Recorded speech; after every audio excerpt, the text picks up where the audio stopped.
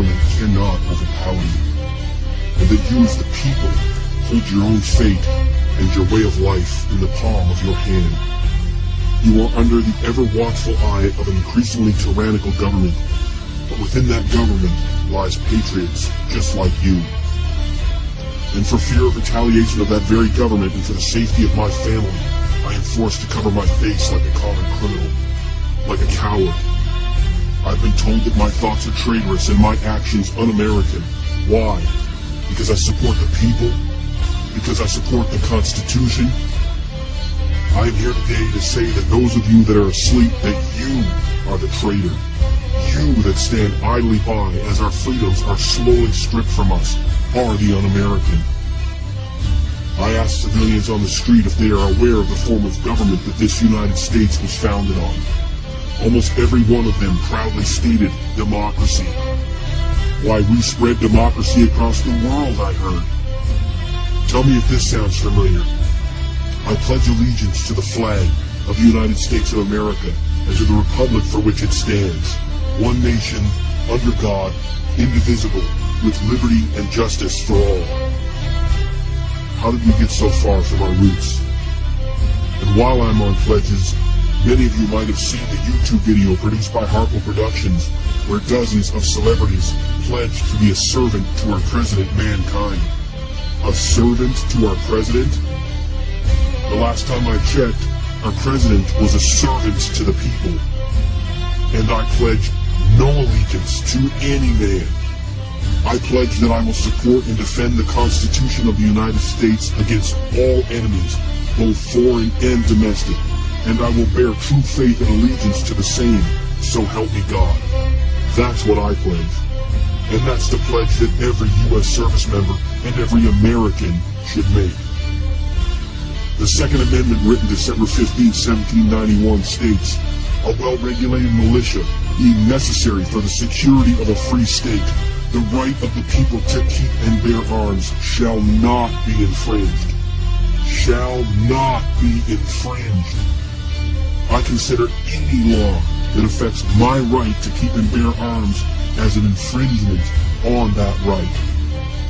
To you lawmakers out there, go ahead and try again to push past the Blair-Holtz H.R. 45 bill, and we will use every avenue of peaceful resolve that we have, but push our backs against the wall, and we will push back. Next is the 10th Amendment. The powers not delegated to the United States by the Constitution, nor prohibited by it to the states, are reserved to the states, respectively, or to the people. So all of these laws that the government passes, like you having to give your child a shot known to cause autism before your child can attend public school, the restrictions on homeschooling, the banning of medicines that help people, gun control being referred to the committee right now as I speak, the suspension of habeas corpus, so many unconstitutional laws that 9 states have already declared sovereignty from the United States government, and it's expected that over 20 will follow. Let this serve as notice and demand to the federal government as our agents to cease and desist, effective immediately, mandates that are beyond the scope of these constitutionally delegated powers. That's passion, that's conviction, dedication, and they're not alone. We, the American patriots, are tired of standing idly by. This is a call to arms.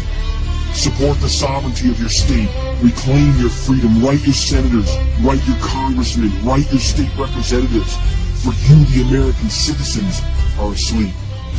There's something going on around you.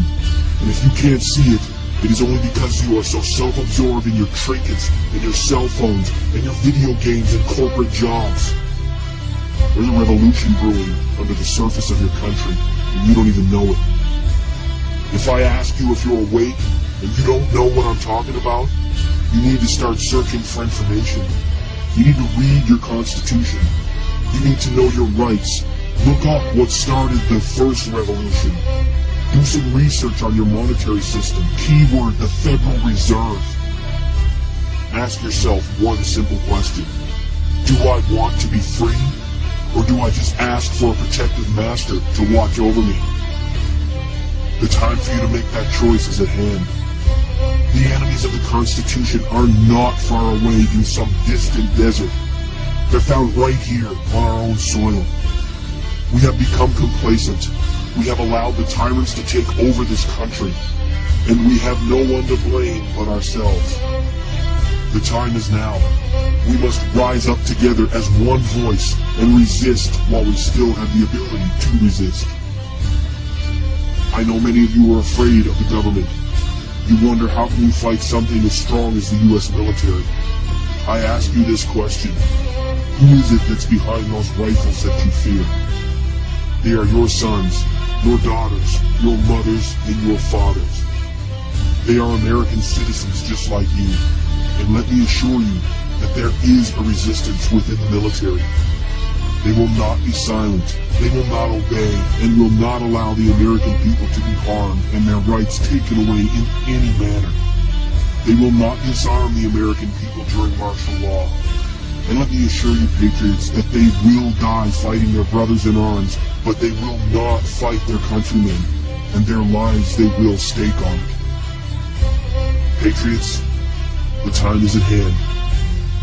If the government pushes us into a corner, then I wish you well, for the fight that lies before us will be the toughest thing our generations will ever have to endure. Your grandchildren's grandchildren will read about how you fought for their freedoms. I can only hope that they will not be as foolish as we were to allow our government to ever do this again. Patriots, I will leave you with something that should echo in your thoughts from this day forward. When the people fear the government, it is tyranny. When the government fears the people, that is liberty. Where do you think we are right now?